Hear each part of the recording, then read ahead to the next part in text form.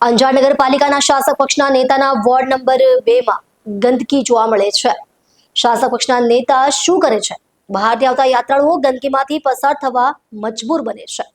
છેલ્લા કેટલાક સમયથી શહેરી વિસ્તારમાં થતી સફાઈથી લોકો સંતુષ્ટ, પરંતુ વોર્ડ નંબર 2 માં હજુ પણ ખદબદે છે। ગંદકીના થર બહારથી આવેલા યાત્રાળુઓ અંજાર શહેરમાં આવેલા પૌરાણિક મંદિરોના દર્શન કરી ધન્યતા અનુભવી, પરંતુ ગંદકીના થર જોઈ થયા નારાજ।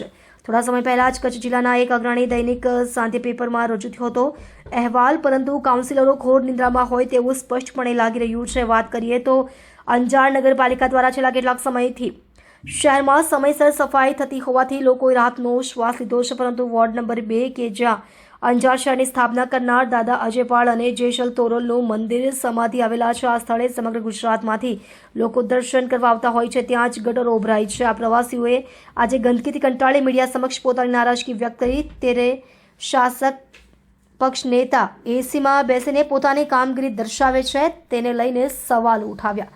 સ્ટોરી ભરત ઠાકોર, કચ્છ। બેન જય શ્રી કૃષ્ણ। જય શ્રી કૃષ્ણ। ક્યાંથી પધાર્યા હતા આપ દર્શન કરવા? આપણે હવે સુરતથી આવ્યા છે, statue of unity, Baroda, Surat, બધા અલગ અલગ જગ્યાએથી આવ્યા છે। કેવું લાગ્યું અમારું અંજાર શહેર?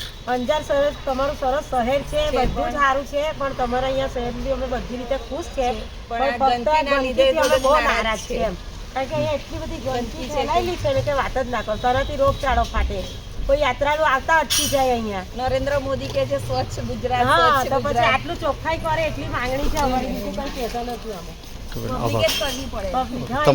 તમારો પ્રતિભાવ અમે યોગ્ય સ્થળે અવશ્ય પહોંચાડશું। અભિનંદન। તમે કઈ આવ્યા ગંદકીમાં?